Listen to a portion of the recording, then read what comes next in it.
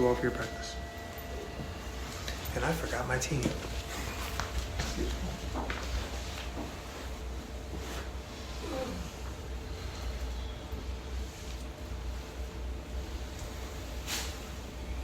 I was all excited too. I was going to make my tea early. It's going to be cool. You want to be good?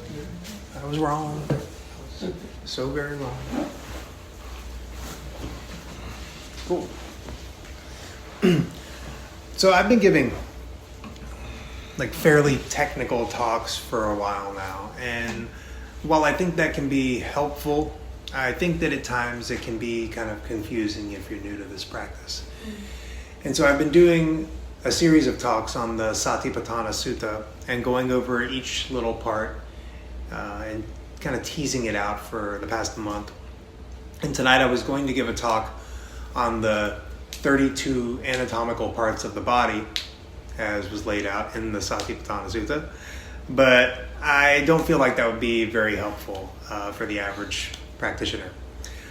So tonight, rather than going in depth into the minutiae of these sections, I'm just going to talk about the body as the body. And I'll still give a bit of info on the parts of the body, the four elements, and what are known as the cemetery contemplations. But rather than drawing them out, I think that it would be more helpful to put all of them together and just talk about the body. So, again, this practice comes from the Satipatthana Sutta, which is the Buddha's discourse for the establishment of the four foundations of mindfulness. The word Satipatthana is a compound word. The word Sati, S-A-T-I, means to recollect or to remember. The modern translation is mindfulness. And we get this word mindfulness from a married pair of British scholars that in the late 1800s set about translating the Satipatthana, or the Pali Canon. The Pali Canon is the oldest text that we have available and the ones that are most closely attributed to what the Buddha may have actually taught. In the Theravada tradition, this is the main text that we follow. Once you get into Mahayana and Vajrayana, they go off on some other stuff. But as far as Theravada and Buddhism is concerned, this is kind of like the main text. Again, this is Pali Sanskrit, which is essentially the lower caste version of Sanskrit. And you may have heard the Sanskrit word sutra. Same thing, sutta, sutra. Sanskrit and Pali Sanskrit are kind of like that. Some words are very similar. They're close, but not exactly the same. Some words are the exact same. This sutta in particular comes from what is known as the Majjhima Nikaya. The Majjhima Nikaya is the medium-length discourses. And if you want to get technical, this is Majjhima Nikaya 10. So you've heard me say this a million times. If you were to Google Buddhism in the letters M, N, 10, you will find the sutta. The Pali Canon was written about 300 years after the Buddha's death. Before that, it was primarily an oral tradition. And so even though this was written down 300 years after the Buddha's death, this practice itself is about 2,600 years old. And that gives me a lot of hope and a lot of confidence in this practice. You know, for 2,600 years, people have been doing this practice without the threat of eternal damnation, which I think helps. And I think it says quite a bit. You know, it says a lot about the beauty and the efficacy of this practice. You know, for 2,600 years, this has been passed down, and it still continues to be practiced all over the world. So, as I said, this is the discourse on the four foundations of mindfulness. And these foundations, the first is the body, and we start with the breath, and from the breath we move into postures, and from postures we move into bodily activities. Then we go to the parts of the body, the 32 anatomical parts, then the four elements, and then what are called the cemetery contemplations. The second foundation is Vedana. Vedana means something like feelings, but not like we know feelings, because feelings can be a bit confusing, you know. We can feel our emotions. We can feel tired. We don't feel like doing something. But what this means is the hedonic tone of an experience. It's essentially just the pleasant, unpleasant, or neutral tone of whatever we take in through the sense gates. So we can feel our emotions, you know, as pleasant, unpleasant, or neutral. Any experience is going to have one of these qualities. It's either going to be pleasant, unpleasant, or neutral.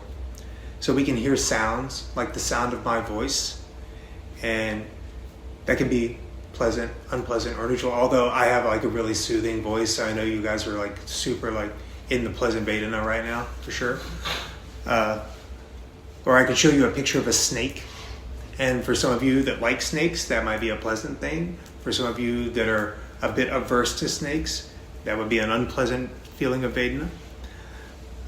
Some of you, it may be neutral. Neutral snake Vedana. The next foundation is mind, or what is called Chitta. And Chitta is generally translated as either mind or heart mind. Stephen Batchelor actually went as far as to translate Chitta as soul, which I think is pretty interesting. But Chitta is really just the attitudinal lens which we wear from moment to moment, right? So it's the way that we're viewing our experience. So if we are feeling, let's say, angry, then we're going to view the world through those angry lenses. If we're happy, we're going to wear the rose-colored glasses. And that's essentially what we mean when we're talking about Chitta. The fourth foundation is what is known as Dhammas, or if you want the Sanskrit word, dharmas. I think we're all more familiar with that word. And this is translated as categories of experience. And it's in this foundation that we start getting into a lot of the lists in this practice. We love lists in Theravadan Buddhism. It's our thing. We're actually called like list worshippers a lot of the time. This is where we run into things like the Four Noble Truths, the 5 aggregates, the 5 hindrances, the 7 factors of awakening, the Eightfold Path, the 10 paramis, and I can go on and on and on with lists because, as I said, there's a lot of lists and we love lists. But that's irrelevant. So the sutta begins, "Thus have I heard." As I said, this was an oral tradition, so most of these suttas will begin with that. "Thus have I heard. At one time, the Blessed One was living in the Kurus at Kamasadama, a market town of the Kuru people. Then the Blessed One addressed the bhikkhus." Bhikkhus means monks, but in this sense, it's really just anyone who's practicing. So we're all bhikkhus or bhikkhunis in this sense. It says, "Bhikkhus, this is the direct path for the purification of beings, for the overcoming of sorrow and lamentation, for the destruction of suffering and grief, for reaching the right path, for the attainment of nibbana, namely the 4 foundations of mindfulness." And that alone is enough to give me some faith or confidence in this practice. This is the way for the purification of beings, which leads to the overcoming of sorrow, lamentation, the destruction of suffering and grief, and the attainment of nibbana, or nirvana, if you're a Kurt Cobain fan or a Sanskrit person. Essentially, it's just the end of suffering. Nibbana, nirvana, same thing. It means the end of suffering. So this practice of mindfulness can lead us to our awakening or liberation, whatever you want to call it. It's the alleviation of dukkha, or suffering. And there are lots of traditions that speak of awakening as it's this thing on a high shelf or on a pedestal that's completely unattainable. But in the time of the Buddha, there were hundreds, if not thousands, of arahants. And arahants are beings which have completely destroyed all of the fetters and have fully awakened. And there's likely several arahants alive in the world today. I just don't think they really draw a lot of attention to themselves. And the point is that awakening is possible. In this lifetime, it is possible. And so this practice of mindfulness involves several factors. As I said, we start with the breath as our first contemplation of the body. And we start with the breath because it's the easiest anchor that we have. It's always there. We're always breathing. We're always paying attention to something. So when we're practicing mindfulness of breathing, we're just giving our attention to the breath. From there, we move into bodily postures, and I gave a talk on that a few weeks ago. And this is where we're just paying attention as we're sitting, standing, walking, or lying down. And this is the encouragement to bring mindfulness into our daily life. Take it from a sitting practice into every other aspect of our life. From postures, we move into bodily activities, which I gave a talk on last week. And this is kind of where the rubber meets the road in a sense, as it encompasses any action that we undertake. Brushing your teeth? Yes. Driving your car? Yes. Making pancakes? Absolutely. Mindfulness of bodily activities. And this is also where we encounter the practice of sampajanya. And sampajanya means clear comprehension. And so what we're doing with sampajanya is we're looking at 4 different things. We're looking at the motivations behind our actions, why we're doing what we're doing. We're looking at the sustainability of our actions. And we're also looking at the proper foundations for the practice of mindfulness, which is the 4 foundations of mindfulness. We're also looking for the 3 characteristics. And you've probably heard me talk about the 3 characteristics quite a bit. This is the imperfect, impersonal, impermanent nature of all things. So we have anicca, impermanence, anatta, which is not self, which kind of means impersonal, and then dukkha, suffering.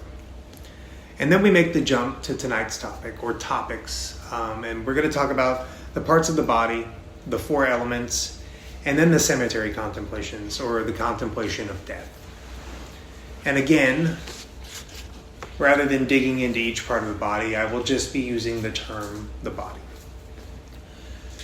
So mindfulness, being in the present moment, how does that relate to the body? Well, everything, right?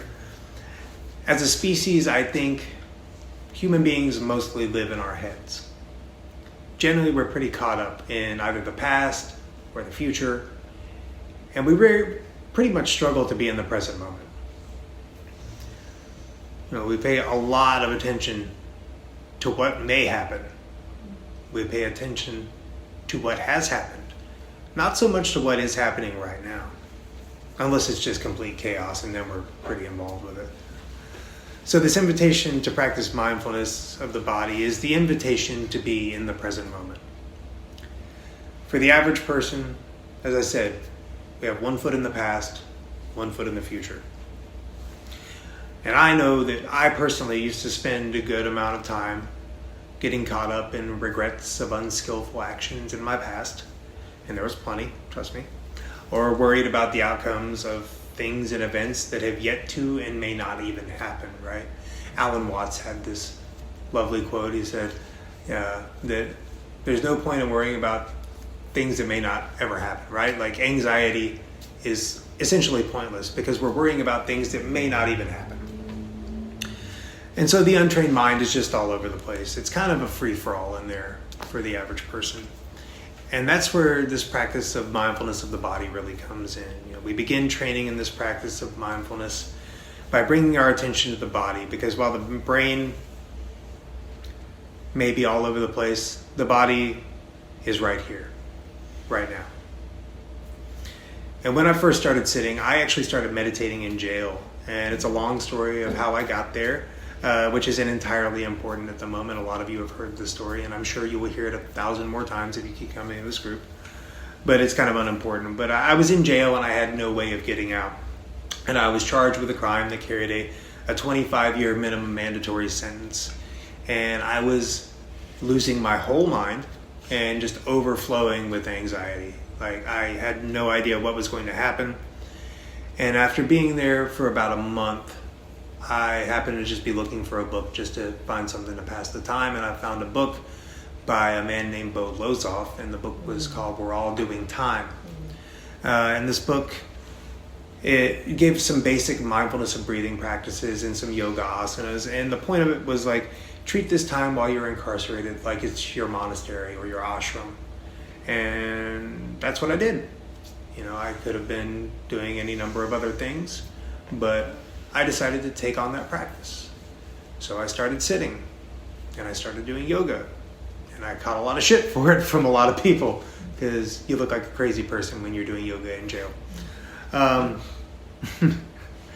I started watching my breath, and what I found that was when I was watching my breath, my anxiety went away. Like it was just gone. And I didn't even know that was possible. That was completely foreign to me at the time. Like I could turn the volume down on this thing. That was revolutionary for me. I just didn't even know that was a thing. But you can. You can turn the volume down on the mind just by observing the breath and observing the body. And in the Satipatthana, as I said, the Buddha talks about 32 different parts of the body that we're to contemplate. But why, right? There's a point to it, but we can ultimately just observe the body as the body.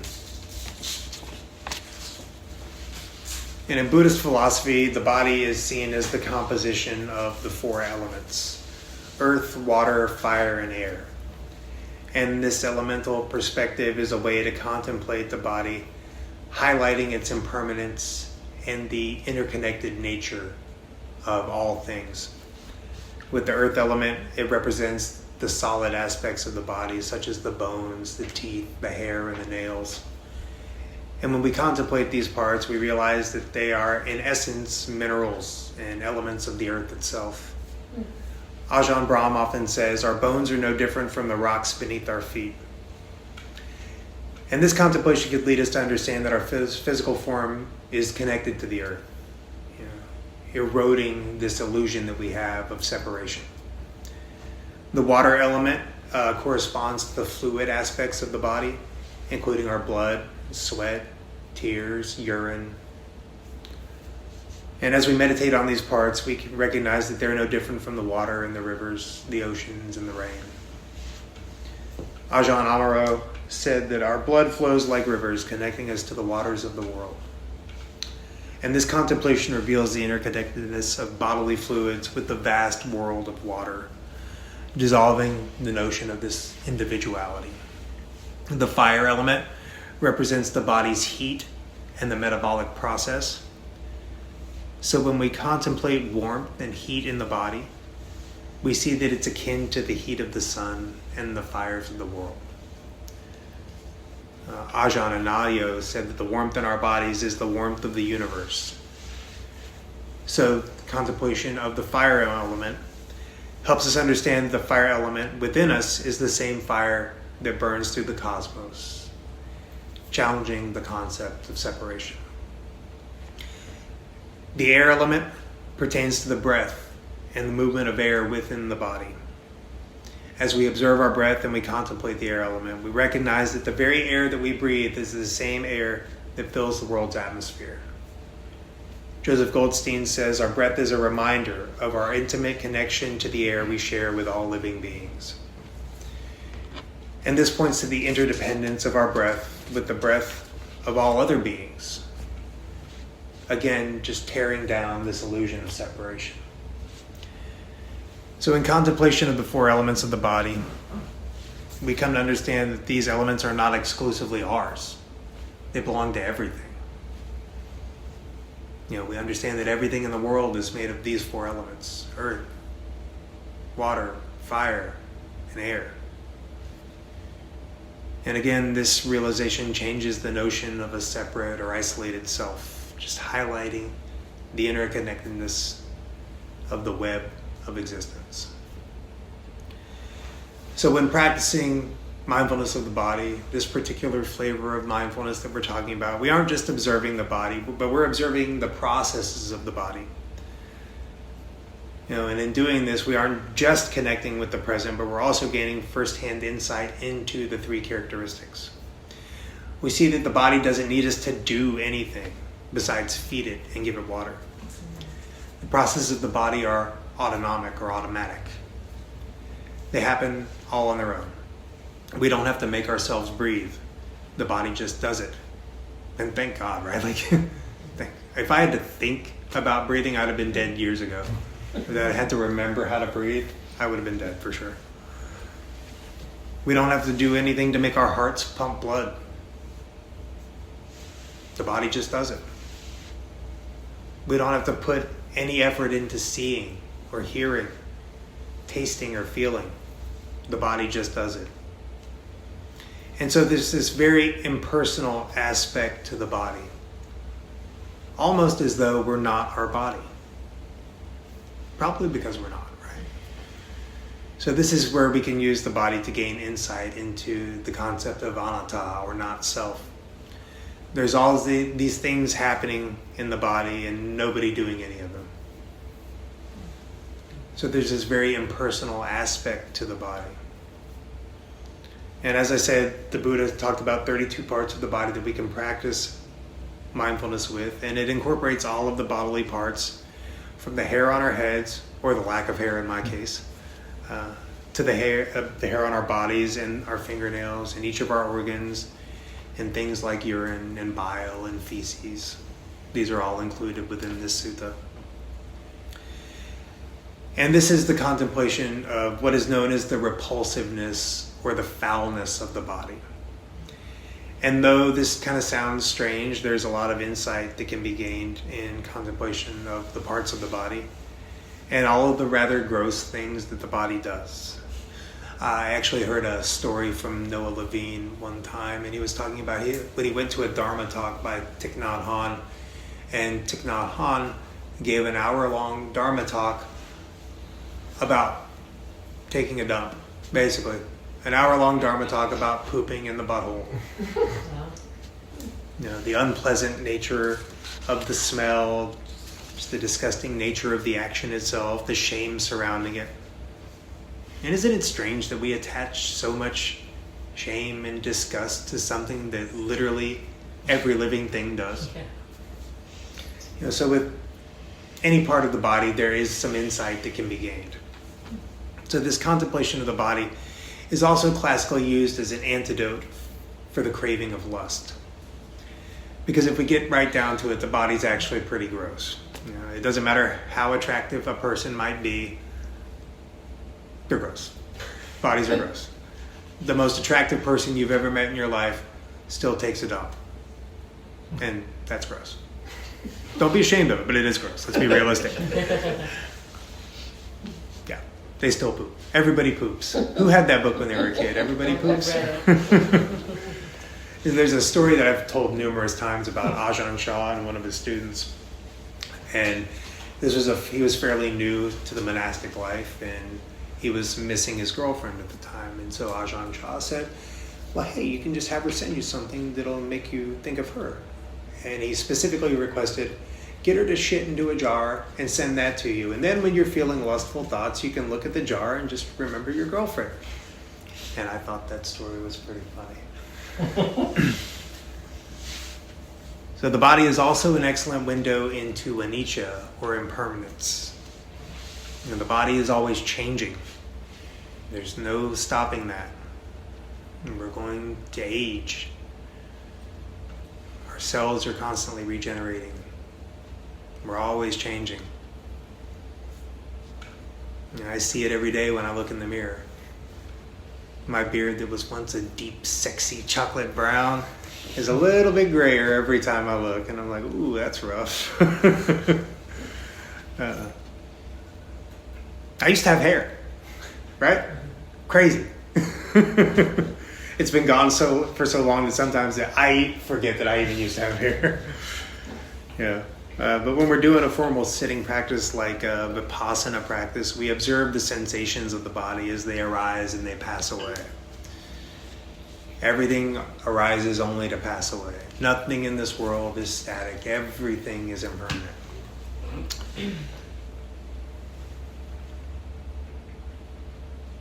And that gives us this direct insight into this anicca, this impermanence. The sensations arise all on their own. They pass away on their own. With enough time, everything changes. When I first started sitting, one of the most difficult things for me to do was just be with the sensations of the body, right? Like my face would itch, or it would itch tremendously, and my obvious first instinct was to do what everyone does, and that's scratch the itch. Does that ever happen to any of y'all? Like you're sitting in meditation, and you're like, my face itches like crazy, and I just want to scratch it right now. But one day I just wanted to see what would happen if I didn't, right? I just sat with it. And as much as I wanted to scratch the itch, I didn't do it. And eventually it did go away. And that was, again, like a revolutionary moment for me. Like if I just wait long enough, the sensations that I'm feeling, the uncomfortable, the unpleasant, will go away. And so I sat with it and I let it itch. And it was gone. I mean, just like magic, just gone. It went away all by itself. I didn't have to do anything. I just let it unfold naturally. And that was one of my first insights when I started sitting. That was one of my first insights into anicca through my sitting practice. And so I've had somewhat of a complicated relationship with my body. I used to have, and still have, a bit of body dysmorphia, right? Like I see myself completely different than other people see me. I kind of hated my body for a long time. You know, my mind had the habit of comparing myself with other people. Anybody get that? Comparing mind? Yeah, that's a big thing for sure. Yeah. And I just had this complicated relationship with my body. You know, I was diagnosed with cancer when I was 13. And it was an acute myelogenous leukemia. So it was cancer of the blood, which essentially means cancer of my entire body, right?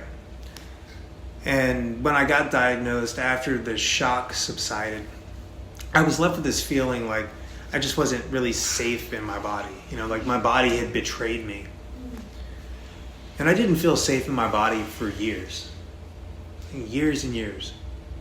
Especially those first 5 years after I got out of treatment. You know, that's when the cancer was most likely to come back, was within the first 5 years. They say that once you make it past 5 years that you're in the clear, but and so far I have been, and I'm very grateful for that. But yeah, I just didn't feel safe in my body for a long time. And that experience of having cancer was one of my first real insights into dukkha, or suffering. You know, just the unsatisfactory nature of things. It was also my first real insight into my own mortality and the fleeting nature of existence. So not only was it an insight into dukkha, but it was also an insight into impermanence, or anicca. And I mentioned the cemetery contemplations earlier, and essentially that's what it is, right? It's the contemplation of impermanence, of observing the dead or the dying. And in the time of the Buddha, monks would actually go and meditate at the charnel grounds, which, if you don't know what the charnel grounds are, the bodies that weren't burned or hadn't been burned were just kind of cast about, just laying around. So they would go and meditate amongst these bodies. And in some cultures, in some places, they still actually do this practice. Some monks actually even will go to funeral homes to meditate over bodies, or morgues, which is pretty interesting. And for some people that might come across as a little bit morbid. But the contemplation of death for me is an invitation for life, right?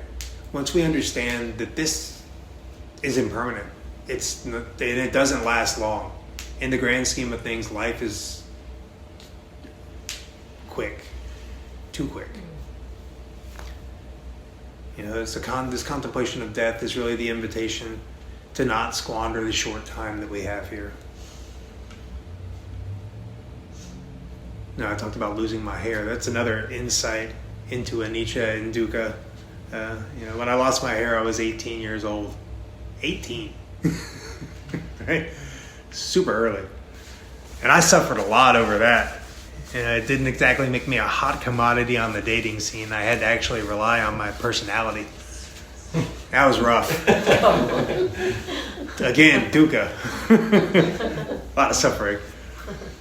I also didn't take very good care of myself when I was younger. You know, I drank pretty much daily through my 20s. And then I started using heroin when I was 32. And that really took a toll on my body. I went from essentially like an overweight alcoholic to an emaciated junkie. And when I was using, I didn't care about my body. I didn't care about life at all. Honestly, I didn't care about anything, for being like 100% honest. But when I got clean, I didn't have to, but I wanted to start trying to repair some of the damage that I had done. And I got really into paying attention to my nutrition, and I started exercising, consistently. And my body started to change. I actually started to not only feel good about my body, but I felt safe in my body for the first time in my entire life. And that was big. That was a big thing. Actually feeling safe in my body. The body that I used to feel so unsafe in became a refuge, in a sense. And I'm not saying that you need to go to the gym and be in, peak physical condition. I'm not in peak physical condition, let's be realistic, for it to be a refuge. It doesn't have to be perfect. The body is the body, and it is a way to anchor yourself to the present moment. And the present moment can be a refuge. Because no matter what's happened in the past or what we think will happen in the future, for me, at least most of the time, right now I'm okay. The body is also the window to our emotions. And not just our emotions right now, but also the ones from our past. Have any of you ever read the book, The Body Keeps the Score, by Bessel van der Kolk? She has a quote in there. It says that traumatized people chronically feel unsafe inside their bodies. The past is alive in the form of gnawing interior discomfort. Their bodies are constantly bombarded by visceral warning signs, and in an attempt to control these processes, they often become experts at ignoring their gut feelings and in numbing awareness of what is played out inside. They learn to hide from themselves. And so I had an experience the other day. It was like really profound mindfulness of body moment. I got some really interesting news about something that was kind of upsetting for me. Not as upsetting as it would have been in the past, but I noticed while it was happening, like my face was just hot. Like my face was just burning hot. And so here I am trying to just watch my emotions and feeling them in the body, and I'm observing like heartbreak as this burning sensation in my face. And that was really interesting watching that play out, just seeing the direct effect of my emotions on my body. And honestly, just observing that really helped me get through that moment. And I'm so grateful for this practice, honestly. Like, this practice has changed my life in so many ways, and I'm so grateful for it for so many reasons. But certainly for being able to get through the difficult times. That's when it comes in the most handy for me. So pay attention to your bodies. I think that's what I'm getting at. Really observe your bodies. There's so much insight that can be had by simply observing your physical form. When you're mindful, you can truly gain experience of these characteristics. So I've talked about how mindfulness can be an insight into the three characteristics, and how by observing the body as elements, it shows us that everything is truly connected. And I talked a little bit about cemetery contemplations, and how through contemplating death, we can all live more fully. So I hope that this talk has landed somewhere for you. I hope that something has resonated with you. I hope that you've gotten something out of it. And now I'd like for us to do another sitting practice. It'll be a little bit longer.